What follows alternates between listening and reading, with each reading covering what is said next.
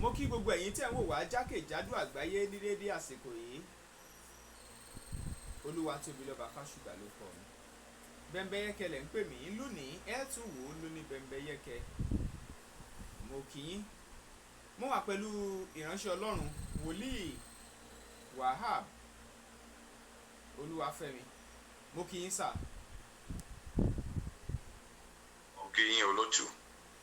Ẹ káàsán bẹ́ẹ̀. Ẹ ṣeun, ẹ ṣeun. Tọ́ ẹ kí gbogbo àwọn tó ń wò yín jákèjádò àgbáyé. Mo kí gbogbo ẹni tó ń wò mí káàkiri àgbáyé. Bóyá lásìkò tí a ń ṣe ìfihàn yín lọ́wọ́ tàbí lọ́jọ́ iwájú, ojú tẹ́ fi ń wò wá ò ní fọ́. Ẹ jèrè Kristi, ẹ ò ní kábàámọ̀. Gbogbo ohunkóhun tí ẹ bá ń wá, Ọlọ́run á fún yín. Nígbà tí ògo yín bá dé, ẹ ní wà nínú sàárè ní orúkọ Jésù. Àmín. Àmín, àmín. Ẹ ṣeun, ẹ ṣeun. Ẹ bá a dárúkọ ilé ìjọsìn tó Ọlọ́run ti ń gbọ́wọ́ yín ṣiṣẹ́. Orúkọ ilé ìjọsìn ti wà ní Believer Citadel. So a wà ní orílẹ̀-èdè Madrid, ṣùgbọ́n orílẹ̀-èdè Nàìjíríà ni ẹ máa padà gúnlẹ̀ sí, torí bẹ́ẹ̀ ni Ọlọ́run fi kalẹ̀ sí. A ṣe ń ṣe ètò lọ́wọ́ bí a ṣe máa padà síbẹ̀ tó ṣe lọ lọ́wọ́ báyìí, ṣùgbọ́n láìpẹ́ a máa sọ̀kalẹ̀ síbẹ̀ pẹ̀lú agbára Kristi. Tọ́ ó dáa. Kì í ṣòní la ṣẹ̀ṣẹ̀ ń ṣe ìfọ̀rọ̀wérọ̀ pẹ̀lú yín tá a sì máa ń béèrè àwọn ìbéèrè kan, ṣùgbọ́n ní dédé àsìkò yìí àwọn ọ̀wọ̀ọ̀wù kan wà nígboro tó sì ń dáyà pa àwọn èèyàn, yẹn ni pé tí ó ń jẹ́ kí ọ̀pọ̀lọpọ̀ máa bẹ̀rù àwọn wòlíì. Ààrẹ nìkan tó jẹ́ pé ó bọ́ síta tó sì ní wòlíì gbá òun ní 71 million naira. Àtoríṣiríṣi bẹ́ẹ̀ bẹ́ẹ̀ tá a máa ń gbọ́ nírú àwùjọ wa. Ìgbà míì ẹ gbọ́ pé wòlíì míì bá ọmọ kan sùn. Gẹ́gẹ́ bí ìránṣẹ́ Ọlọ́run, kí ló ń fa ilé ìgan nírú àwùjọ wa? Ẹ ṣé olótù. Tẹ bá ń sọ pé wòlíì, pásítọ̀ wà, rẹ́fẹ̀rẹ̀ndì wà, gbogbo ẹni bá ti ń jẹ́ olórí ìjọ, gbogbo wọn máa ń pè wọ́n ní wòlíì. Ọ̀pọ̀lọpọ̀ kì í ṣe wòlíì, ọ̀pọ̀lọpọ̀ pásítọ̀, ọ̀pọ̀lọpọ̀ rẹ́fẹ̀rẹ̀ndì. Èmi náà wọ́n máa ń send gbogbo kíní ìsinmi náà.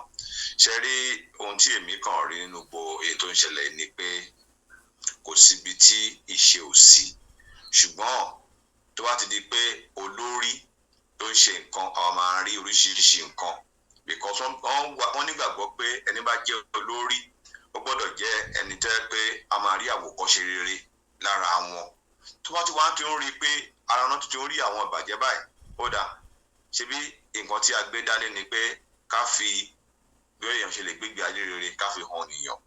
ká gbà wọn kúrò nínú ìṣẹ́, ká gbà wọn kúrò nínú ìyà pẹ̀lú ọ̀rọ̀ Ọlọ́run, kó tún máa wá bá a nínú nǹkan báyìí. So ó jẹ́ ní tó bani lọ́kàn jẹ́ gidigidi. So gẹ́gẹ́ bí ìbéèrè tẹ́ béèrè, nǹkan tó ń fà á pọ̀, ó pọ̀ gidi. Alákọ̀ọ́kọ́ nǹkan tó ń fà á ni pé ta ni gangan ni Kìrìsìtẹ́nì? Èyí ká bẹ̀rẹ̀ láti bẹ̀rẹ̀, because láì jẹ́ Kìrìsìtẹ́nì ò lè jẹ́ ìránṣẹ́ Ọlọ́run. Ta ni Kìrìsìtẹ́nì? Ìtọ́ pè ní Kìrìsìtẹ́nì ni pé ẹni tó ń hùwà tó ń ṣe nǹkan ẹ̀ gẹ́gẹ́ bí Jésù Kristi. Tí ẹ bá wá wo Kìrìsìtẹ́nì dáadáa bí ẹ ṣe wà yìí, ẹni mélòó lè sọ pé nínú àwọn Kìrìsìtẹ́nì tó rí bẹ́ẹ̀? Olótù, ẹni mélòó ló hùwà Jésù nínú gbogbo wa? Kò tó nǹkan. Ó dàbí ọmọ tí bàbá ẹ̀ ń jalè. Ẹ ṣàmọ̀ pé á gbé mọ́ lọ́jọ́ iwájú. Ṣé o pé ó dàgbà sínú kinní yẹn ni? Ọ̀pọ̀lọpọ̀ àwọn tó ń pera ní wòlíì, ẹ béèrè pé inú ìjọ wo náà ti jáde? Ẹ béèrè pé inú ẹbí wo náà ti jáde? Ṣé Kìrìsìtẹ́nì ni wọ́n kọ́ tó di wòlíì àbí pásítọ̀ tó ń pè wọ́n yìí? Rárá, wọn kì í ṣe Kìrìsìtẹ́nì. Ṣé rí Kìrìsìtẹ́nì kò ń ṣe pé mo gbé wọn léèyàn lórí, ara ẹ̀ ò yá, ó dìde padà, mo gbàdúrà fún yàn, ó rọ́kọ fẹ́, ìyẹn ò kì í ṣe Kìrìsìtẹ́nì. Ẹ̀bùn náà ń pè yẹn. Ṣùgbọ́n ọ̀pọ̀lọpọ̀ èèyàn, ẹjọ́ olótù, àwa èèyàn la máa ń fa gbogbo nǹkan yìí. A fẹ́ mọ àmọ́ ọ̀rọ̀ Ọlọ́run, owó là ń wá. Kíní kan ṣẹlẹ̀ sí mi ní ìjẹrin, 5 days ago, tó ti bá sọ̀rọ̀ yìí sórí mi fẹ́ dárúkọ èèyàn, ṣùgbọ́n ọ̀pọ̀ èèyàn máa mọ nǹkan tí mò ń sọ. Bàbá wa kan nínú Olúwa sọ̀rọ̀, báwọn bá Ọlọ́run mutí àwọn kan ṣe rí lẹ́fù tí kálukú bá wà àwọn bá Ọlọ́run mutí pé àwọn bá Ọlọ́run ṣe kí àwọn mutí pẹ̀lú Ọlọ́run tí ẹnìkan ló sàn díẹ̀ sí mi nígbà tó wá sẹ́yìn ó fi ṣe ẹ̀yẹ ni o wọ́n wá sọ fún tọ̀ mo ló ó pọ́sibù ó ní ṣe rí ó pọ́ ṣe rí bí ẹ bá ṣe wà pẹ̀lú Ọlọ́run ni lẹ́fù rẹ́ẹ̀mù póríṣiríṣi mo ṣe ń bá ń sọ̀rọ̀ ẹ̀mí tí mo ti lọ sọ́dọ̀ Ọlọ́run mi lè káyé gbà. tẹ́ ẹ ti lọ sí ọ̀dọ̀ Ọlọ́run. tí mo ti lọ sí ọ̀dọ̀ Ọlọ́run tí wọ́n bá mi sọ oríṣiríṣi ọ̀rọ̀ ní different formula ìgbà mi máa ń lọ pẹ̀lú kọ́ wá gbé mi lé ìgbà mi ò lè jẹ́ sinimá gùn ìgbà mi máa kàn déédéé transcend ṣùgbọ́n tó bá ń sọ fẹ́ lòmíì torí ẹ̀ Bible sọ pé things of spirit carnal man can never understand wọn kàn máa rẹ́rìn kò máa ń wẹ lòmíì ìgbà tó sọ̀rọ̀ yẹn mo kàn rẹ́rìn mo ní ó possible dáadáa wọ́n ní sẹ́rí Ọlọ́run nígbà míì á sọ̀rọ̀ ẹ̀ẹ́dẹ́gbẹ́ wa nígbà míì á tóbi wọ́n á ní ayé ò gbà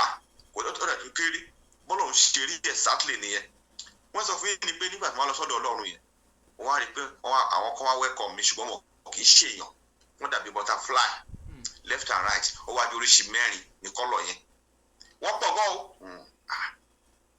Ọlọ́run pa òwe fún mi ni o wọ́n á rí i pé wọ́n jẹ́ kọ́lọ̀ mẹ́rin white red yellow àti green wọ́n mi dẹ̀ rẹ̀ máa ń sọ fún àwọn èèyàn olótù mẹ́rin gbogbo èèyàn kẹ́kọ̀ọ́ ẹ̀jẹ̀ ẹ̀dá tó máa ń béèrè béèrè láti kékeré àtọ́lú méjì mo láti máa béèrè béèrè gbọ́ tó bá béèrè béèrè o ò lè gbọ́n torí inú béèrè wọ́n máa ń sọ àwọn ìdí nǹkan oríṣiríṣi fún ẹ ò ní mọ̀ wọ́n wá béèrè gbà Ọlọ́run ní tí o bá jẹ́ kìrìsìtẹ́nì pé ó bẹ̀rẹ̀ pé kìrìsìtẹ́nì mi lé ní mo born again nǹkan àkọ́kọ́ òun ni kò máa lé mímọ́ which is holiness òun ni funfun tí mo kọ́kọ́ rí yẹn. ó ní ṣùgbọ́n tí ẹ̀kan bá jẹ́ kìrìsìtẹ́nì lẹ́nu green náà máa lọ lé owó ni irú wọn ló kọ́ máa padà dé pásítọ̀ ló máa padà dé kínní lẹ́yìn tó bá ti lé mímọ́ yẹn Jésù àwọ̀ ara rẹ̀ lẹ́sẹ̀kẹsẹ̀ á di pé ẹ̀mí Ọlọ́run á máa gbé ara ẹ̀ ṣùgbọ́n ẹni mẹ́rin ló ń ṣe irú ẹ̀ torí ó sì rí wàrà ẹ̀ máa ka Bíbélì máa máa hùwà mímọ́ kò sí bó ṣe rí tí Ọlọ́run ní máa bẹ́ẹ̀ gbé ṣùgbọ́n afẹ́ digbá afẹ́ dàwó ẹ̀ máa lé kiri tí wọ́n ti wá di pé síbi Ọlọ́run bá yín gbé bẹ́ẹ̀ yẹn iná adédé dé ara èèyàn fúnra ẹ̀ òun ni yẹ́lò nígbà ìgbà yẹn ìyàtọ̀ àbọ̀sí green which is blessing ìyẹn ni blessings of God added no sorrow ọ̀tá kankan ò lè bá jà ṣùgbọ́n ọ̀pọ̀lọpọ̀ wa tí wọ́n ti di pa born again ire ilé ayé la máa lé kiri á gbàgbé pé ọ̀tá wà left and right tó set trap lẹ́dẹ̀ wá so irú àwọn kìrìsìtẹ́nì tó wà jù nìyẹn so tọ́lá ẹ̀rí kan dàgbà bẹ́ẹ̀ yẹn tọ́lọ́run tó nípè wọn ò ní ìmọ̀ Ọlọ́run ọ̀tọ̀ ní ẹ̀bùn ọ̀tọ̀ ní èso wọ́n pe kékeré kan ní fruit of spirit wọ́n pe kékeré kan ní gift of spirit ṣẹ́rí gift yẹn lọ́pọ̀lọpọ̀ máa ń rí wọn ní kìrìsìtẹ́nì délé and the word of God say by their fruit we shall know them kò sọ pé by their gift ṣùgbọ́n ẹ wò dáadáa lẹ́nu tẹ́ bá nílé ìjọsìn kan tó kún rẹpẹtẹ gift náà bá lọ síbẹ̀ wọn ò bá fruit lọ ẹ tó dẹ̀ ní gift yẹn lè jẹ́ fornicator ó lè jẹ́ liar ó lè jẹ́ murderer ìwà ṣẹ́rí mo dúpẹ́ lọ́lọ́ torí ìyá tó bàbá mi abọ̀rìṣà ni mo rí many things wọ́n tún wá mi sí ìdílé ẹ̀sìn tí ò ń ṣe kìrìsìtẹ́nì ó jẹ́ kí n mọ many things Ọlọ́run fẹ́ kí n mọ many things ṣe rí ìtẹ́lómi ò mọ̀ ní pé àwọn tí ò ń ṣe kìrìsìtẹ́nì àwọn náà ń ríran àwọn náà ń gbósàn àwọn náà ṣùgbọ́n ẹni tí ò bá mọ orú nǹkan báyìí tó sọ fún pé orúkọ ìyá ẹ̀ rèé ńgbà ẹ̀bùn ni kò mí ìbò tó ń dọ́rọ́rùn mọ́ ṣé ẹ̀ ń gbọ́ mi ṣá. àgbọ́yé. so ibi tí a ti ń ṣe àṣìṣe nìyẹn ọ̀pọ̀lọpọ̀ ò mọ̀ wọ́n ti níṣòro wọ́n ti lè gbé ẹ mọ̀ pé ìgbà tí màá ju ọ̀gẹ̀dẹ̀ sọ́bọ̀ ni ò nífẹ̀ẹ́ ọ̀bọ ó tọ̀ wọ́n abẹ́ tán ṣòro ẹ̀ ṣùgbọ́n dúró díẹ̀ bí kan níbi tí àwọn èèyàn ti ń kó sọ́wọ́ nìyẹn ètò ń fa nìyẹn o ẹ jẹ́ kí n dúró bẹ́ẹ̀. ó dáa ìbéèrè tí wọ́n á fi bẹ̀rẹ̀ yẹn gangan wípé àwọn wòlíì míì tó wá jẹ́ pé gbájúẹ̀ làwọn wá ń lò fáwọn èèyàn tàbí táwọn èèyàn fẹ̀sùn kàn wọ́n lọ́tún lósì pé ó gbowó lọ́wọ́ mi o fún àpẹẹrẹ ẹ̀yin ẹ wo tí ọkùnrin kan tó ń jẹ́ tó jẹ́ David Tìmílẹ́yìn àti wòlíì kan tí wọ́n jọ ń bára wọn fà á lórí ọ̀rọ̀ 71 million naira ẹ̀yin ẹ worú yẹn kí lẹ lè sọ lórí ẹ̀gẹ́ bí ìránṣẹ́ Ọlọ́run. mi ò tiẹ̀ mọ ọkàn pa because mi ò ráyè láti máa tí wọn bá ti tẹ́lí máa fẹ́ mọ nǹkan bá tẹ́ ẹ bá sẹ́ǹdì nǹkan sí mi ni máa ráyè kọ lọ mi ò ráyè àkọ́kọ́ náà ṣe rí ọ̀rọ̀ yẹn ṣókùnkùn. Brother Tóbi èmi wòlíì ni mí ká ní wòlíì ni mí sí ẹ̀jẹ̀ ará àdúgbò àbí ẹ̀kẹ́ wà bákan báwo lẹ ṣe mọ̀ mí gbọ́gbọ́ báwo náà ṣe mọ́ra torí èmi ní pọ́lísì tí ẹ máa bá mi sọ̀rọ̀ mi máa ń lọ sí rúùtù ni o ò bá máa sunkún ò bá máa ṣẹ̀jẹ̀ máa wù ẹ̀ràn ni torí wọ́n tí ìpìlẹ̀ bá bàjẹ́ kí lódó máa ṣe báwo náà ṣe mọ́ra àkọ́kọ́ nìyẹn ta ló jẹ́ kó mọ̀ rí kó tó di pé owó ń pa yín pọ̀ kí lè sọ débẹ̀ confidence wo ló ní lórí onítọ̀hún kó tó lè ṣe nǹkan bẹ́ẹ̀ wọ́n tó fi ọpọlọ ẹ tó fi rí iye owó yẹn ṣé ó yẹ kó fi ọpọlọ yẹn kó fi dànù so àwọn kọ̀ọ̀kan wà tí ẹ gbọ́dọ̀ kọ́kọ́ mọ̀ torí mi kì í dá ẹnikẹ́ni lẹ́jọ́ mi ń fi sọ́tún mi ń fi sọ́sì máa yọ ẹ̀rọ kálukú fún èmi ò mọ bó ṣe mọra wọn mi ì dẹ̀ mọ nǹkan tó ń jọ ta papọ̀ tó fi di pé robert yẹn ò ń san fún yàn tí kì í ṣe ẹbí ẹ ṣé ẹ ti jọ da nǹkan pọ̀ tẹ́lẹ̀ ni kí ló lè farú ẹ̀ ta ló jẹ́ kó mọ́ tó ń rí so ẹ jẹ́ ẹ dá mi lóhùn béèrè yẹn. ìbéèrè ńlá ni. ṣé tí mo sọ correct ni. ẹ tẹ̀síwájú à ń gbọ́ yín àgbọ́yé. n lè sọ nǹkan kan nípa ẹ̀jú bẹ́ẹ̀ lọ because kí ọ̀n tó lè sọ pé èèyàn gbà torí pé kí ni bẹ́ẹ̀ ṣe lọ́sìn ṣé nígbà tí ẹ̀yin ṣèwádìí yín ṣé ọkùnrin yẹn sọ pé òun gba owó lọ́wọ́ ẹ̀ lóòótọ́ ni àbí ó kàn jẹ́ propaganda àbí báwo torí ọ̀rọ̀ yẹn kò yé mi dáadáa bẹ́ẹ̀ ṣe ṣàlàyé fún mi understand ẹ ṣàlàyé díẹ̀ sí olóòtú. ó ti tóbi jọ́ mẹ́ta kan tá a ti ń rí oríṣiríṣi tá a sì ti ń gbọ́ ṣùgbọ́n gẹ́gẹ́ bí àpẹẹrẹ kan ni mo kàn fẹ́ lè ṣe nítorí àwọn míì àti oríṣiríṣi ìròyìn tá a máa ń gbọ́ nírú àwùjọ wa nípa ọ̀rọ̀ àwọn wòlíì òun ló bí ìbéèrè tí mo béèrè yẹn ẹ sì ti ṣàlàyé ẹ̀ dé ìwọ̀n àyè kan bẹ́ẹ̀ yẹn ṣe lè ṣàlàyé ẹ̀ lọ́dọ̀ tiyín. no ẹ gbọ́ mi dáadáa ẹni tẹ́ ẹ gbé wá yẹn mo ṣe tẹ́ kí ẹ bá kí n sọ general ni ṣáà mi yẹn sì máa sọ general ṣe rí tí èèyàn bá lọ bá wòlíì number 1 ó fẹ́ lọ bá ránṣẹ́ Ọlọ́run alákọ̀ọ́kọ́ náà ká ní ṣọ́ọ̀ṣì ni ṣé ṣọ́ọ̀ṣì yẹn nìkan ló wà láyé ni kí ló mú ẹ lọ síbẹ̀ ṣé ránṣẹ́ Ọlọ́run nìkan òun nìkan ló wà láyé ni kí ló mú ẹ lọ síbẹ̀ ṣé ẹ gbọ́ mi. àgbọ́yé. Ọlọ́run sọ fún Christian seek me first èmi tí ẹ̀ ń wò yìí I was once a victim tí bá ní kí ádà tí mo sọ̀rọ̀ fún yín débẹ̀ ìjọ kan rí tí bá ní kí n sọ iye owó yẹn ní náírà lẹ́nìí ó ju iye ó tẹ̀ ń sọ yẹn lọ ṣùgbọ́n ó máa ń sọ fún àwọn èèyàn mo fẹ́ kí èèyàn máa kọ́ ẹ̀kọ́ ṣe rí nǹkan tí èèyàn bá ṣe tí ò fi lọ Ọlọ́run kó tó gbé ìgbésẹ̀ tó bá ti bọ́ sínú ìṣàlò wàá fi kún sùúrù ẹni o nǹkan tó bá ṣe tó ò fi lọ Ọlọ́run tó wá di wàhálà báyìí wàá fi kún sùúrù ẹ tó bá fi kún sùúrù ẹ ayé yẹn á bàjẹ́ sí ni because àfọwọ́fà náà ń perú ẹ̀ ó dàbí kí n jẹ́ bàbá fún mi ń sìn ṣé ń gbọ́ mi o ẹ jẹ́ bàbá fún mi ń sìn adẹjọ́ ń gbé ni òun á fẹ́ lọ ṣe nǹkan kan níbì kan mi sọ fún yín wàhálà wá dé òun á bá yín pé ẹwù tó jẹ ẹ sọ fún mi pé nígbà tó fẹ́ ṣe kí n tó sọ fún mi tẹ́lẹ̀ tó lọ jẹ́ pé patience ó ṣe wà nínú fruit of spirit tí a bá fi rọrùn Yorùbá ní a bá fi rọrùn ṣe kì í bàjẹ́ nígbà bá kárakáka mú agbára mú kòkòkò ló nira èèyàn kì í kánjú ṣe nǹkan mo ti ṣe kíní yẹn sẹ́yìn àbámọ̀lẹ́ máa ń kó ń bẹ̀ kíní kan wà bí kan kíní kan wà bí kan wà ní sùúrù ni o tó o bá ní sùúrù àwọn náà máa sábà kó sọ́wọ́ èèyàn kíní kan ṣe gbà wọ́n á farabalẹ̀ tó o bá ti farabalẹ̀ wọ́n á take advantage of desperation láti attack ẹ̀ nítorí kan fẹ́ fún àwọn èèyàn nìyẹn nípa ti ìrántí Ọlọ́run tẹ́ ń sọ yẹn sìn ẹ jẹ́ kí n lọ síbẹ̀ wọ́n dàbẹ̀ yẹn bóyá mò ń bá àwọn èèyàn mò ń bá wí ṣe rí àwọn àránṣẹ́ Ọlọ́run sẹ́yìn mo tó tó repeat a pé oríṣiríṣi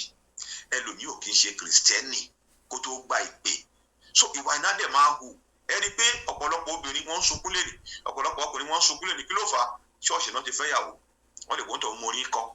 wọ́n lè gbóǹtọ̀ ó speak in tongue wọ́n lè pé kíní kan wọ́n gbàgbé pé dẹ́fù ló mú orin kọ jù ṣé dẹ́fù ni ṣé kìrìsìtẹ́nì dẹ́fù lẹ́nì tàbí wọn bá kù tó dẹ́fù ṣé therefore ṣe Christian. So àwọn èèyàn ò understand ẹ̀sìn yìí wọ́n kàn fi pé ẹnìkan ní pastor kékeré kan. So tí ẹ̀ bá dẹ̀ ti understand kankan ó máa ń sọ̀rọ̀ kan fáwọn ọmọ ìjọ mi ẹ̀ẹ̀kan lè mú igi dání báyìí kémi mú bọ́ dání tí n bá mọ̀ pé bọ́n ni tí lè mọ fífa lò bọ́n yẹn ẹ̀ tó ní igi yẹn tó ń lo igi yẹn ó lè pa mí ìbọn yẹn á dẹ̀ wálẹ̀ báyìí. Sórí pé kí ni mi ò understand ọ̀pọ̀lọpọ̀ mọ́tò ń pè ní kìrìsìtẹ́nì wọ́n kàn lọ sí church ni pérékù náà ń wá kiri irú wọn náà máa ń take advantage wọn ò mọ̀rọ̀ Ọlọ́run wọn ò mọ̀ gbèsè tẹ́ fọ́n gbé fẹ́ nìtẹ́ tó bá délẹ̀ fún wa máa sunkún wa máa sun pé ìrànṣẹ́ Ọlọ́run ò dá ṣọ́fọ̀gùn ó fi okùn sí Ọlọ́run ni. So wọ́n máa ń take advantage wọ́n ti mọ orí èèyàn tó lè ṣe fún èmi gan gbàtàn ṣe orí ẹ̀fẹ́ mi náà mi ìdọ́lọ́run mọ̀ so ẹ máa sọ̀rọ̀ yín lọ. ọ̀dà ṣé n tí ẹ wá ń gbìyànjú àti sọ báyìí ni wípé káwọn èèyàn mọ̀ wá mírèkù kankan lọ bí kankan mọ́. Mi sọ bẹ́ẹ̀ èèyàn gbọ́dọ̀ dá Ọlọ́run mọ̀ kó mọ left kó mọ right you must be Christian on your own. Bible wà ń bẹ̀ tó máa sọ fún ẹ pé nǹkan báyìí people of Crete inside Bible tí àpòsítò bá bá wọn sọ̀rọ̀ tán wọ́n á lọ ka Bible fúnra wọn tó lè mọ̀ bóyá òótọ́ ni àbí rọ́. Ṣé rí mírèkù wà ìfún ẹwà àwọn tí tó ń pè mí láti ibà ọ̀pọ̀lọpọ̀ wọn mi àpè báyìí máa dárúkọ ẹ̀ máa gbàdúrà fún wọn mi ò ní wá mọ́ kò sí ètò kàn mí èmi ń ṣe tèmi lọ́ní o. Conference mo bá wọn ṣẹ̀ṣẹ̀ tán sí àwọn pásítọ̀ káàkiri náà gádà mi ẹni máa pásítọ̀ kan Ọlọ́run ní kó máa kì í jẹ́ bàbá fóun òyìnbó tiẹ̀ ní ọkọ̀ náà táwọn pásítọ̀ ẹ̀ káàkiri wọn tíṣì wọn láwọn kọ́kọ́. Ṣé rí àwọn èèyàn mírèkù wà ṣùgbọ́n pẹ̀lú mírèkù náà rí o gbọ́dọ̀ ní wisdom. Bible ní wisdom is the principal things buy wisdom and sell it not. Samson lágbára kò ní wisdom ló pa àpẹẹrẹ ilé ayé nìyẹn. Ṣé rí tẹ̀ bá ń báyàn ṣe máa fi àyè jà sílẹ̀ torí ìgbà míì ọ̀tá máa ń di ọ̀rẹ́ ọ̀rẹ́ máa ń di ọ̀tá. Ìránṣẹ́ Ọlọ́run kò sí tán lè ṣe fún ẹ o ṣùgbọ́n gbogbo ẹ̀ náà rèé o gbọ́dọ̀ máa rò pé èèyàn ni wọ́n èèyàn lèèyàn á máa jẹ́ kò sẹ́ni tí ẹran ara ò lè lò. Ṣebí Jésù ó gba àwẹ̀ fún 40 ọjọ́ ó tẹ̀ tó ń gbàdúrà 40 ọjọ́ pé last day èṣù wá bá kò sẹ́ni tí èṣù ò lè lò. Ó lè jẹ́ pé tó bá ń bá èèyàn ṣe wà á máa fi àyè kan lẹ̀ pé èèyàn máa lẹ́ni lágbága mi ì sọ pé ṣé wọ́n wá sọ̀dọ̀ tèmi náà ṣùgbọ́n ṣé ẹni tó jẹ́ pé kò ń ṣe kìrìsìtẹ́nì tẹ́lẹ̀ tó ń fi pẹ̀rẹ̀ ń kọ aya master tó ń pe tó speak in tongue tó pé bó ṣe ń lọ sí church ló ń parọ́ ló ń yànlè ló ń ṣe gbájú ẹ̀ kiri ẹ̀dẹ̀ nímọ̀ tó rọ́ máa ṣe bò ní wá lòun gbaṣẹ́ ìrànṣẹ́ kí níyàn ò ní tán lára ẹ̀ torí ẹ̀ tó bá ti ń ṣe bá lọ sọ́dọ̀ ìrànṣẹ́ Ọlọ́run kì í ṣe pé ẹlòmíà dé ẹ̀mí àkèbá ìrànṣẹ́ tàìmánà gọ́ọ̀lù a máa sọ gbogbo ìdáyẹ wọ́n ṣe bẹ́ẹ̀ bó ṣe máa ṣe nìyẹn o wọ́n á pè báyìí wọ́n á dẹ̀ máa ẹnìkan báyìí máa kó sọ́wọ́ àwọn èèyàn ẹ̀mí àwọn ní dádì ẹ ṣé o wà á bá mi pé o ní ìdí àdúrà ni má dẹ̀ ń gbàdúrà fún ẹ tí bá lọ sọ fún ẹ pé ara yìí ò yá ìyẹn tí yẹ ti kú ti pẹ́ àwọn onírọ̀ lélẹ̀ farabalẹ̀ àwọn èèyàn bàjẹ́ wọ́n á máa sọ ẹni tó mọ̀ ní tẹ́lẹ̀ orúkọ ìyá mi rè orúkọ bàbá mi rè kíníkọ́ nítorí lè take advantage ẹ̀. Ṣé rí pé kíní yẹn wọnú ara wọn ni gbogbo nǹkan ẹlẹ́mi ti ṣe àṣìṣe ẹ̀ sẹ́yìn kó lọ́pẹ́ tó gbà pé tí ìmọ̀kọ́ náà ti ẹ̀ pè mí rárá. So ọ̀pọ̀lọpọ̀ wọ́n tẹ̀ tún wọnú dè yẹn lọ tó wá ti pàdé ẹnìkan báyìí wọ́n á máa sọ adádì ẹ ṣàánú mi ìyá mi ṣe báyìí kíní wọ́n á ti sọ̀rọ̀ sílẹ̀ ìyá wa létà ní àmà rẹ́kọ̀dù ẹ̀ á wá wọ ọgbọ́n àrékérekè láti wọlé bó ṣe ń rí nìyẹn. ọ̀gá gẹ́gẹ́ bí ẹ ṣe sọ̀rọ̀ báyìí ó fi hàn wípé ẹ ti ní ìrírí tó ń fi hàn wípé èèyàn lè ṣèṣì kó sọ́wọ́ àwọn tí wọ́n jẹ́ wòlíì èké. Bẹ́ẹ̀ni. Ẹ share experience yín ìyẹn ìrírí yín pẹ̀lú àwọn èèyàn kí wọ́n lè fi kọ́ kẹ́kọ̀ọ́ kí wọ́n sì fi kọ́gbọ́n láti lè fi mọ tá gan ni wòlíì tí wọ́n lè gbára lé àtẹ́lẹ̀ tí wọ́n lè gbára lé. Ṣé rí wòlíì ẹ wá sọ pé ìránṣẹ́ Ọlọ́run èmi wà tẹ́ pé ìránṣẹ́ Ọlọ́run gidi ni ṣùgbọ́n nígbà míì condition máa hí pẹ̀lú mi condition yẹn tó wá hù pẹ̀lú mi yẹn tó wá fẹ́ jáde ńbẹ̀ kò kọ́ ọ̀nà kọ́nà láti jáde. Ṣé wòlíì tán ní kò fi lélẹ̀ tó fẹ́ lé kó lé a máa wá ọgbọ́n àrékérekè kò dẹ̀ ní sọ fún ẹ. Ṣé nígbà tí tọ̀dọ̀ tèmi ṣẹlẹ̀ ẹ jẹ́ kí n ṣàlàyé fún yín dáadáa ẹni tó ṣe nǹkan yìí fẹ́ mi àtijọ́ wà ní Nàìjíríà ìṣòro ọdún 6 àtijọ́ lọ lọ sórí òkè mo mọ̀ délédélé bẹ́ẹ̀ tí dókàn ṣẹlẹ̀ ni pé àwọn ẹbí ẹ̀ ò bá gbé àwọn ẹbí ẹ̀ ń gbé lu wọn ẹni tó jù mí lọ dáadáa ni wọ́n mọ̀ nílé àná mi dáadáa sọ́wọ́ ẹ mọ̀ ìlú òyìnbó tí o bá tí ì ní ìwé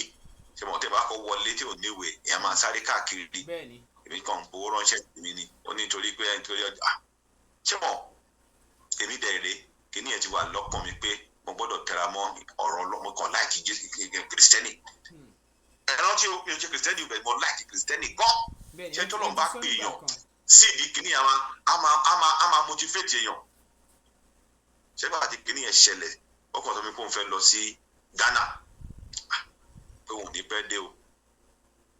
kí wọ́n náà ní last battery ló wà lórí fóònù mi báyìí mo kàn ní sáré sọ fún ẹni o mo lọ sí Ghana ó tán gbogbo àwọn tí mo mọ̀ mọ́ wọn lọ wá wọn rí wọn mo ṣẹ́rí kínní yẹn Satan fẹ́ lo against mi wọn wá some courage wọn wá bẹ̀rẹ̀ sí ní lọ sí church mo rí i pé èèyàn ló ń bá mi jà kì í ṣọlọ́run mi ní parọ́ fún yín tí èèyàn bá ṣọ́ ara ẹ̀ ó lè má yẹ kí wọ́n lọ sí church mọ́ o mo wá farabalẹ̀ mo bẹ̀rẹ̀ sí lọ sí church déédéé débi pé owó ilé gan mi rí san because mi ṣiṣẹ́ mọ́ yẹmọ kéèyàn ti ṣiṣẹ́ bí ọdún mélòó kan bí ọdún mẹ́ta kẹ́ni kọ́kàn déédéé pọ̀ kí lè fẹ́ ẹ mo ṣe máa lára èèyàn ni. ó máa dùn yàn dégún. òtútù mo wá bẹ̀rẹ̀ sí ní lọ sí ṣọ́ọ̀ṣì dáadáa débi pé ó tó gbà kan mi ìrírí tí mo fẹ́ gbé mọ́ mo kàn sọ́mọ kọ́lẹ́jì ni mo ní báyìí ni èṣù fẹ́ lò mo wá bẹ̀rẹ̀ sí lọ sí ṣọ́ọ̀ṣì dé from there mo wá peak spiritually mo kàn gbàgbé ẹsẹ̀ gbẹ kan ni ẹ wo tí ó rí ọlọ́run mo bó ṣe ń ṣe nǹkan ẹ̀ gbogbo tó ń sọ yẹn ọlọ́run pèsè ń bomi lórí orí ẹ̀ ti padà wá tó wà far better than tó tiẹ̀ ṣe yẹn mi tiẹ̀ ìrírò mi ìrántí mọ́ bẹ́ẹ̀ ṣe sọ ọ́ tó wá sọ́kàn mi tiẹ̀ ìrántí mọ́ bẹ́ẹ̀ níbẹ̀rẹ̀ ó máa ń le ṣùgbọ́n tí yóò bá ti dọ́lọ́run mọ̀ kò sẹ́ni tí ò lè kó sọ́wọ́ ara bí ẹ̀ because ẹni tí ò kì í ṣe kìrìsìtẹ́nì gidi tẹ́lẹ̀ tó wà lọ jìránṣẹ́ ọlọ́run kẹ́mọ̀ kó di senior sínú tí ò dá nìyẹn lẹ́yìn òde ní mọ̀ so tẹ bá ní ká lọ sọ́dọ̀ bàbá tẹ̀ ń sọ yẹn sí máa yìí tẹ̀ ń sọ yẹn ránṣẹ́ ọlọ́run yẹn àti bọ̀bọ̀ yẹn sí ó ṣòro dá sí torí pé kí ni èmi ò mọ̀ bọ́n ṣe mọ́ra ó ṣáà lè dédé lọ Sunday owó sọ́pàá ló ṣe gbà account number ẹ̀ ta ló mú ẹ dé ṣọ́ọ̀ṣì ẹ̀ kí ló pa yín pọ̀ rí so nǹkan kọ́ wọnú ara wọn tí ọ̀bọ yẹn náà láti sọ jáde abẹ́yìn ìwádìí ni. ọdún ó ṣàlàyé àwọn ọ̀rọ̀ kan fún oníròyìn ó ṣàlàyé wípé báwo ló ṣe ṣàlàyé yóò náà ti pàdé orí social media tí wọ́n ti ń interview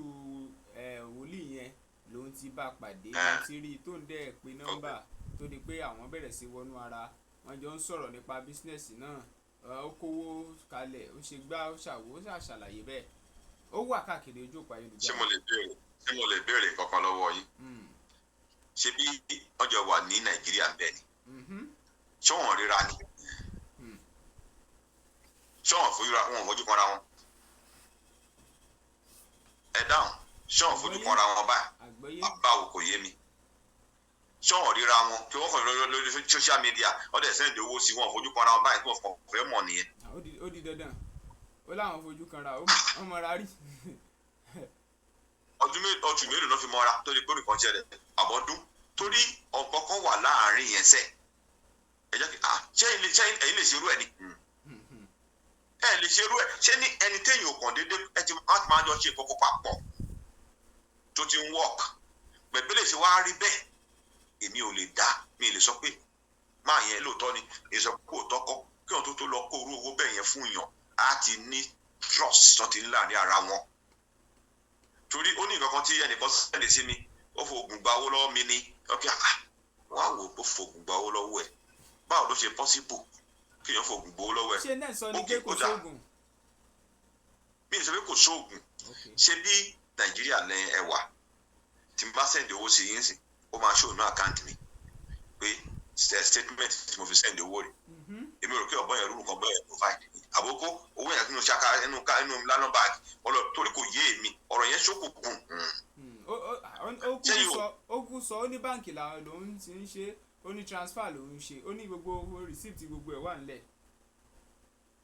kẹ́hìn dẹ́ rí ẹ̀yin rí rìsíìtì ẹ̀yin journalist ṣe investigation. ó sọ bẹ́ẹ̀. ṣẹ́yìn rí. ó sọ bẹ́ẹ̀ gẹ́gẹ́ bí n tó sọ lèmi làá fi ń ṣàlàyé ọ̀rọ̀ ṣẹ́yìn rí rìsíìtì yẹn. kẹ́ ẹ̀ lè bá wa tanná sí díẹ̀ náà la ṣe ń béèrè ẹrú béèrè báyìí. ṣẹ́yìn rí rìsíìtì yẹn àbẹ́yìn ò rí proof. àwọn èyí tí ì fojú kan. ṣe rí mi ní parọ́ fún yín ní nàìjíríà yẹn o téèyàn bá ṣerú ẹ̀ fún yàn bó ti kó tó ń lágbára tó ó níbi tẹ́kàn tó yẹ kó tó ń lọ náà ẹ̀yìn kọ́ bá tó pè é lágbájá pọ̀ proof lélẹ́yìí o human right wà náà. ṣé gbogbo nǹkan mi ò láì kí ọkọ̀ máa sọ̀rọ̀ irú ètò mi ń sọ fún máa yẹn sì tí mo sọ ń gbà ẹ lọ tèmi sì kò lè ní proof. ṣé mo rí sí ni pé nígbà mi tí ì ní ìwé ìgbé àwọn tó máa ń ṣe gan tí ń pè wọ́n ń pè ní kóòtù náírà àwọn la máa lọ fún lówó wọ́n á fún wa ní kóòtù wọ́n á lọ gbowó yẹn. iṣẹ́ orúkọ yín ló máa wà lórí ẹ̀. bẹ́ẹ̀ ni ṣé mọ̀ pé ìyẹn yàtọ̀ ṣùgbọ́n ẹjọ́ wà nílùú kan náà ni ó dẹ̀ fowó ránṣẹ́ sí èèyàn owó dẹ̀ di wàhálà pẹ̀lú ọ̀dẹ̀ lóò já kò lè tó yóò tẹ́rí gbogbo àwọn ọ̀rọ̀ báyìí èmi ò ń bẹ́ẹ̀ nìkan kan lẹ́bi o ṣùgbọ́n tẹ bá wò ó nǹkan kan wà tó ṣókùnkùn láàrin yẹn ó ṣókùnkùn láàrin yẹn so tèmi kan rí bẹ́ẹ̀ nìyẹn èmi mo kàn fẹ́ gbà yàn lámọ̀ràn ni pé kí wọ́n mọ̀ yàtọ̀ láàrin gift àti fruit gbogbo ẹni tó ń ṣe deliverance pastor gbogbo ọkọ ni Christiani babaláwo náà ń ríran kò sẹ́ni tí ẹlòmíì gan ẹgbẹ́ tó ti kò lọ ṣọ́ọ̀ṣì kan láti bọ́lá làásìkò kó máa kú ẹ̀bùn ní kinní yẹn ọ̀tọ̀ lẹ́bùn ọ̀tọ̀ ní gbàlà ẹlòmíì lẹ́bùn ni kò dọ́lọ́run mọ̀ ṣùgbọ́n àwa èèyàn ọlọ́run wà lẹ́yìn ẹ̀ wá ti gbàdúrà bẹ́ẹ̀ ló máa rí ó máa gbàdúrà ó máa rí bẹ́ẹ̀ ṣùgbọ́n ó dangerous gbogbo àdúrà tó gbà fún ó lè fi ṣe jàmbá fún ẹ lọ́jọ́ iwájú torí pé kí ni kò ní ẹ̀mí ọlọ́run tó máa gáìdì ẹ̀ àwọn ló pọ̀ jù nínú àwọn wòlíì tẹ́ ń ta nílé ni èèyàn kan sọ̀rọ̀ kan jọ́ kan ó ní ilé tí ẹ béèrè ẹni wòlíì pọ̀ ṣe rí mo discover kinní kan ṣe rí àwọn chọ́ọ̀chì wà lóṣìṣẹ́ àwọn chọ́ọ̀chì wà tẹ́ pé gbogbo ọdúnwájọ́ mọ̀ tó wájẹ́ pé ó ṣiṣẹ́ fún chọ́ọ̀chì yẹn pátápátá wòlíì náà máa ń pè wọ́n mi ìfẹ́ dárúkọ wọn àwọn chọ́ọ̀chì wà tẹ́ pé gbogbo ọdún ṣiṣẹ́ fún chọ́ọ̀chì yẹn pátápátá pásítọ̀ náà máa ń pè pásítọ̀ náà pọ̀ rẹpẹtẹ ìyẹn ló fà á ṣùgbọ́n ẹni tó lọ́run dá pè lọ́tọ̀ọ̀tọ̀ wà ọ̀pọ̀lọpọ̀ àwọn tẹ̀ ń wò pé wọ́n pè wòlíì yẹn inú ìjọ ẹni tó máa ń dìde orúkọ tó ń pè nínú ìjọ ẹni yẹn so kódà kó wọ́n jẹ́ pásítọ̀ wọn ní fẹ́ jẹ́ pásítọ̀ wọn wòlíì yẹn ni wọ́n máa jẹ́ so àwọn tàjẹ́ pé nínú ìrántí ọlọ́run náà rè é jẹ́ ká rántí àákú lọ́jọ́ kan bó ṣe ń kó láyé tó wàá kú lọ́jọ́ kan kò dẹ̀ ní déètì àdúrà ò ràn wá sọ fún mi àwọn ọmọ tí wọn náà fi lẹ̀ ohun tẹ̀ ń bá gbìn ló máa ká o ò lè gbin àlùbọ́sà kó wá lọ sórí òkè ńlọ gbàdúrà ó wá padà wá díṣu nítorí bá gbìn ló máa ká ẹni láti tẹ̀ jẹ́jẹ́ ọlọ́run ló fún ẹlẹ́bùn òfowó rà á tí wọ́n á ní kó máa fi báyé jẹ́ ni àbí kó táyé ṣe oníkó táyé ṣe ni èmi àmà ṣáàjì owó wa ní kàn lọ mọ àyànná tí ọyẹ tó lọ́ra ní nǹkan bí báyà 1,500 wàá máa ń kàn lọ mọ 50,000 wà ṣé àdúrà tó gbà sínú ẹ̀yẹ ló ló fọ́lọ́run ẹ jẹ́ ká rúurè mo kọ́lé sí gbá mo kọ́lé sáwo ó lè ṣe gbogbo ẹlẹ́ẹ̀kan náà ni ilé ayé tí ẹ lè sùn kó má jì ẹ jẹ́ ká ta ayé jẹ́jẹ́ bó ti wù kó pẹ́ láyé tó wàá kú jọ kan tó bá wá kú yẹn ṣe gbogbo tó fẹ́ kó tó wà lọ́wọ́ ẹ ṣé o fẹ́ kó lọ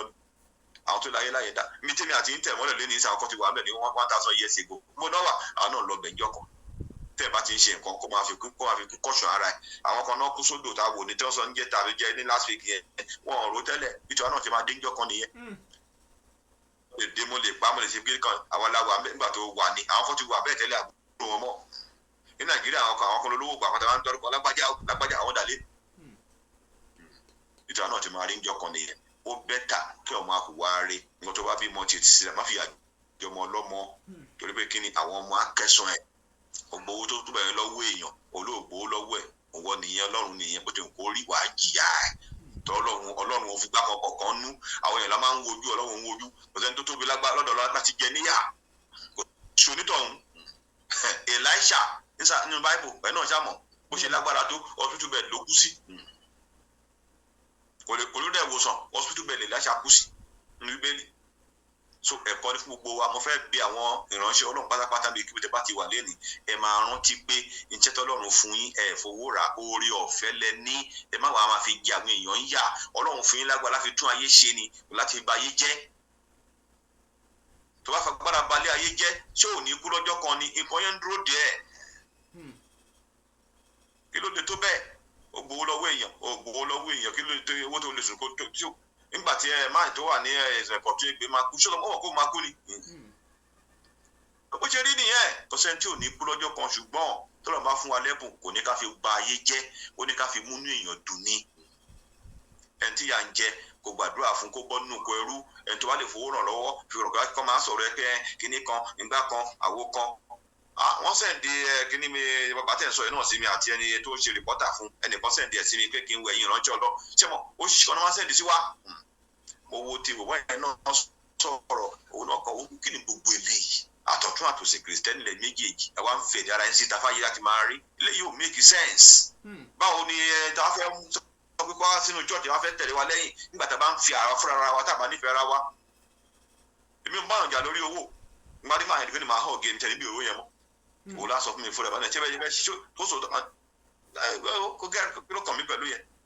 mi ṣàìsàn àwọn mi ò ṣàìsàn ìyá mi wà òkè ìyẹn ti tó tí má ṣàìsàn bá fowó yẹn wo àìsàn kó mo tó wá dà kú mo fẹ́ ṣe sí bọ́dọ̀ ṣe ló máa rí nìyẹn foolishness mi ló kọ̀ sí ẹ̀ mo gbọ́kànlé èèyàn ni Bible dẹ̀ sọ fún wa ó ní consult to anybody that trust in a human being jẹ́ ti rẹ̀ cause to anyone that trust in a man so kí la wá sọ fúnra wa láti wà very careful èèyàn burú o èèyàn ó burú àtàwọn àránṣẹ́ Ọlọ́run àtàwọn Christian èèyàn burú pọ̀ nù wa brother Tóbi ṣé ẹ gbọ́ mi. àgbọ́yé dáadáa. wọ́n sì báàbù méjì kan sí ọ̀rọ̀ mi lẹ̀ alákọ̀ọ́kọ́ Jeremiah 5:26 Jeremiah 5:26 say among my people there are evil men tani people of God among Christians there are evil men only they will set trap and be waiting whether you enter it. Ọlọ́run ló sọ bẹ́ẹ̀ fúnra ẹ̀ Ọlọ́run àti sọ fún wa pé your worst enemy is in your family. Your worst enemy is in your family. Ẹ wá sọ fún mi nbẹ lè rọ ayé tí máa ń bà mí. Ṣẹ́rí bẹ́ẹ̀ ṣe wò mí. Ẹ lè jọ jẹun tó àtẹ̀yàn báyìí pé kó lo best enemy. Ẹ mọ̀ yàtọ̀ tí máa pè bá tẹ́ pé ẹni tó ń ṣe ó gangan òun ló jẹ́ kó mọ̀ mí o òun ló ń ṣe wọ́n á tún fún wọn nọ́mbà mi. So a ní láti ṣọ́ra wa kìrìsìtẹ́nì ni wá ìránṣẹ́ Ọlọ́run wà fake wà òrìjìnà wà ṣùgbọ́n dá Ọlọ́run mọ̀ láyé ara ẹ̀ kó tó gbára léèyàn jẹ́ kọ́lọ́run jẹ́ kémi Ọlọ́run darí ẹ̀ má kánjú ṣe kankan má take advantage ẹ̀ má kánjú o fẹ́ kọ́lé ni o fẹ́ ra mọ́tò ni o fẹ́ ṣe gbá má kánjú tó bá kánjú wà jábọ́ torí àwọn èèyàn bá ti rí bó wà desperate wá take advantage ẹ̀ ni so tí mo fẹ́ sọ nìyẹn. lásìkò báyìí màá fẹ́ kẹ́ gba àwọn ènìyàn lámọ̀ràn àtọkùnrin àti obìnrin lóòótọ́ àwọn yẹn máa ń sọ pé obìnrin ló sábà máa ń kó sọ́wọ́ jù pé ọwọ́ àwọn tí wọ́n ń gbá wọn obìnrin ló sábà ń kó sọ́wọ́ jù ṣùgbọ́n gbogbo ẹ̀ àtọkùnrin àti obìnrin náà lọ̀rọ̀ tó wà nílẹ̀ yìí ló kàn àmọ̀ràn wo lẹ lè fún wọn. ṣe rí mo gbé sọ́sùn mo gbé sósì mo rí wípé orílẹ̀-èdè adúláwọ̀ a kì í fẹ́ ka ìwé a kì í fẹ́ ka nǹkan àfẹ́ràn ká máa mi ìmọ̀ tó lè sọ ṣe rí níbi tá a ti máa ń níṣòro ni pé tí bá dé ìlú òyìnbó yìí tí bá wọn ṣọ́ọ̀ṣì àwọn òyìnbó tí mo ti lọ dáadáa náà ṣe rí àwọn fẹ́ràn káwọn máa gbọ́ ọ̀rọ̀ Ọlọ́run ju àdúrà lọ. ìyẹn teaching. ṣùgbọ́n àwa tí ẹ bá dé báyìí bóyá máa yẹn bí èèyàn ṣọlọ́jọ́ ń sọ̀rọ̀ báyìí wọ́n á máa kọ́lẹ̀ wọ́n á máa wò wọ́n á máa mìírí báyìí èrò á pọ̀ bí èyí tó kù báyìí àdúrà lè jẹ́ bí àdúrà ìṣẹ́jú méjì péré wọ́n lọ tí wọ́n nìyẹn o. ṣe rí Ọlọ́run sọ ọ̀rọ̀ kan fún mi nínú búùkù ìsúná ọ̀tẹ̀ Hosea ó ládùúgbà tó gbà tító ó ní máa hùwárí ìwárí mo fẹ́ ṣùgbọ́n ìwé ẹgbẹ́ ọ̀ṣọ́ sí mi àdúrà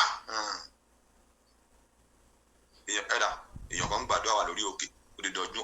ọjọ́ mẹ́wàá ó dẹ̀ fẹ́ yàwó yàwó òun lò ń jìbìtì ẹnìkan hùwárí ó gbàdúrà tá Ọlọ́run máa gbàdúrà. ẹ tó hùwárí ẹ sọ. ẹ tó hùwárí. bàbá adẹ pa òwe wọn ní ìwà rere òun ni ẹ̀ṣọ́ èèyàn ìwà rere ló ń gá ìdí èèyàn.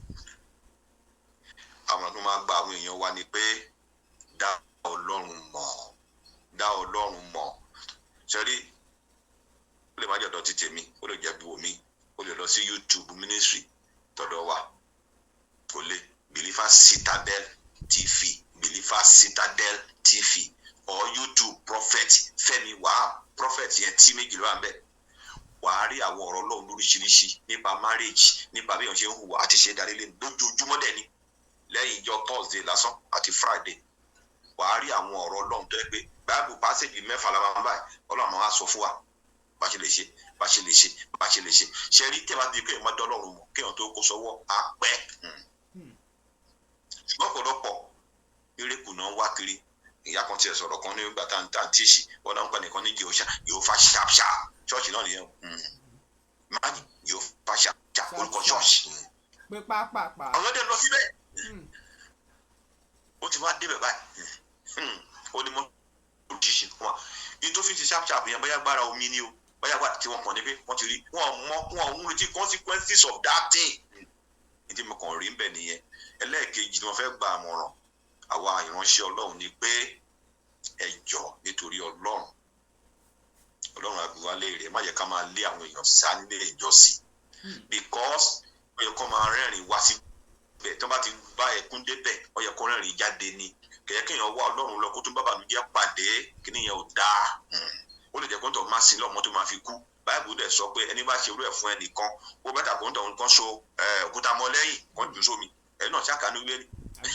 ẹ̀ tó bá jẹ́ pé títorí ti tiẹ̀ lẹ́nìkan fi sí òun mọ́ ó bẹ́tà kan so òkúta mọ́ ẹ lẹ́yìn kan jù ẹ sómi wá títorí ti ẹnìkan fi lọ sí chọ́ọ̀chì mọ́ wọn ránṣẹ́ Ọlọ́run tó bá ju gbogbo èèyàn lọ òòjọ́ Ọlọ́run lọ tó bá ju gbogbo èèyàn lọ ìjájọ́ Ọlọ́run máa ké lórí ẹ jẹ́ ká fẹ̀sọ̀ ṣe bó ti nǹkan apẹ́ láyé tó àkú lọ́jọ́ kan. Mo fẹ́ bẹ̀ gbogbo ẹ̀yin èèyàn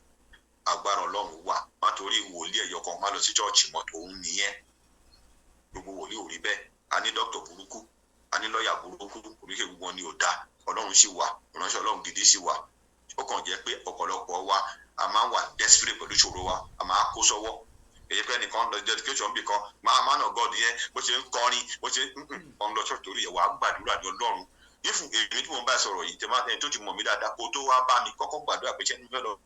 àṣe ọlọ́pọ̀ bí àbò gbé tí ó bá máa lọ jáfọ́ bá ti wẹ́n kó lọ má kó sọ́wọ́ mi ìtọ́ra mi lé mo fẹ́ kí everybody mọ̀ pé inú nǹkan burúkú nǹkan rẹ̀ wà inú nǹkan rẹ̀ nǹkan burúkú wà káṣá fi kíni ká fi ọgbọ́n ká fi ṣe ká bá kó sọ́kàn pé àwọn ọmọ ìka ènìyàn kò jù bẹ́ẹ̀ lọ. tó ẹ ṣe ẹ wá bá wa dárúkọ yín fáwọn tó wò yín jákèjádò àgbáyé àti ilé ìjọ. Orúkọ mi kò yí padà orúkọ mi ni Prophet Fẹ́mi Wahab orúkọ ìjọ wa ni Believing in Christ Ministry. Tí ẹ bá fẹ́ pè mí ẹ lè pè mí sí WhatsApp ẹ lè pè mí sórí direct call and number ni +34 kò ń ṣe 234 kò káwọn kan máa ń ṣe mistake kò ń ṣe Nigeria number +34 698 256 476 +34 698 256 476. Kò sí nǹkan kí nǹkan tí o lè máa là kọjá ìgbéyàwó ni o ẹnìkan fi ìyà jẹ ni o ò níṣẹ́ lọ́wọ́ ni o torí mo tún máa ń ṣe kánsẹ́lì yẹn lọ́tọ̀ pè mí máa gáìdì ẹ̀ tí má dẹ̀ agbára tí mo lè sà máa fa ìlà wọn lọ́wọ́ tí wọ́n á ràn ẹ́ lọ́wọ́ ayé ò lè tó gbogbo yẹn iṣẹ́ àṣà yìí jẹ́jẹ́ kẹsì máa fi ọgbọ́n ṣe ilé ayé ìka pọ̀ nínú èèyàn pọ̀ nínú ìka ẹ̀yà fẹ́pẹ́ ṣe ẹ ṣe olóòtú. tó ẹ ṣeun o àmọrírì yín fún àwọn béèrè tá a béèrè tí ẹ sì ń dá wa lóhùn àti ìlanilọ́yẹ̀ tẹ́ ṣe fún àwọn tó wò yín jákèjádò àgbáyé àmọrírì yín Prophet Olúfẹ́mi Wahab Olúwa yóò wà pẹ̀lú yín. Olúwatóbilọ́ba Fásùgbà ló kọ mí Bẹ́mbẹ́yẹ́kẹ́ ń pè mí ẹ bá a lọ sí comment section kámẹ́rò tiyín náà kẹ́sì bá a share fídíò yìí fáwọn ẹlòmíì lónìí Bẹ́mbẹ́yẹ́kẹ́. ẹ má ì tí ì gbé kúrò mo ní àlàyé ọ̀rọ̀ kan fún yín gbogbo wa là ń gbàdúrà kí a kọ́lé mọ́lé ralẹ̀ mọ́lẹ̀ Al-Isnad Home and Properties ní àwọn nǹkan tí wọ́n fi ṣàrà ọ̀tọ̀ nínú àwọn tó ń ṣe iṣẹ́ real estate kí n tó sọ àwọn nǹkan náà Al-Isnad Home and Properties jẹ́ ilé iṣẹ́ tó ti bẹ̀rẹ̀ láti ọ̀pọ̀ ọdún sẹ́yìn wọ́n ń talé ralẹ̀ bánikọ́lé ṣètò ìkọ́lé kódà ilẹ̀ oko tó fi mọ́ ṣíṣe àbójútó rẹ̀ kò gbẹ́yìn nínú iṣẹ́ wọn ọ̀pọ̀ ará ìlú òyìnbó àtilẹ̀ yìí ló ń fọwọ́ wọn sọ̀yà torí pé wọ́n ti dá Al-Isnad Home and Properties Properties wò wọ́n sì lóòótọ́. ọ́fíìsì Al-Isnad Home and Properties wà ní kìlómítà 42 Lagos Ibadan Expressway opposite AP filling station Mòwe, Ogun State. àwọn ibi tí a nílẹ̀ sí tó fi mọ́ iye tí a ń tà rèé. ilẹ̀ orílẹ̀ oko community tí a ń tà ní 2 million naira ti di 1 million naira lásìkò promo olóṣù kan yìí. bí ilẹ̀ oko tí ẹ bá rà bá ṣe pọ̀ tó bẹ́ẹ̀ ni discount ṣe wà sí. bí ẹ bá ra 1 to 2 acres 1.2 million naira ní éka kọ̀ọ̀kan. bí ẹ bá ra 3 to 5 acres 1 million naira ní éka kọ̀ọ̀kan. 6 to 10 acres 900,000 naira ní éka kọ̀ọ̀kan. 11 to 15 acres 800,000 naira ní éka kọ̀ọ̀kan. 15 to 20 acres 700,000 naira ní éka kọ̀ọ̀kan. 21 to 25 acres 600,000 naira ní éka kọ̀ọ̀kan. 25 to 30 acres 500,000 naira ní éka kọ̀ọ̀kan. ilẹ̀ Ọbáfẹ́mi Owódé 800,000 ní tẹ́lẹ̀ ní báyìí 500,000. ti Abẹ́òkúta 700,000 naira ní tẹ́lẹ̀ 600,000 naira ní báyìí. Àṣìpa 600,000 naira ní tẹ́lẹ̀ 500,000 naira ní báyìí. Oníjàpá 700,000 naira ní tẹ́lẹ̀ 500,000 naira ní báyìí. Ògèrè 1.2 million naira ní tẹ́lẹ̀ 750,000 ní báyìí. Ìjẹ̀bú Òde 900,000 naira ní tẹ́lẹ̀ 600,000 naira ní báyìí. Ṣìmáwá 3.8 million naira ní báyìí. ilẹ̀ tó wà ní Ìṣàrà Ṣàpàdé Àtànwódé. àsìkò yìí gan tí í ṣe oṣù April ni promo olóṣù kan yìí wà fún o. ní ti farmland wa láti Lagos Island sí orílẹ̀ oko 58 minutes drive ní. láti Lagos Island sí Ọbáfẹ́ 1 hour péré ní. láti Mòwe 20 minutes drive. láti Abẹ́òkúta 30 minutes drive. Ṣàgámù 20 minutes drive. ìyẹn fi hàn pé ó rọrùn láti débẹ̀ láti ibi tí ẹ bá ti ń bọ̀. láti kàn sí iléeṣẹ́ Al-Isnad Home and Properties 0912-985-9600 tàbí 0818-390-9501 tàbí 0810-876-4604. Al-Isnad Home and Properties wọ́n dìídì máyé rọrùn ní. ẹ tètè wá ní dúkìá lónìí nítorí ọ̀la.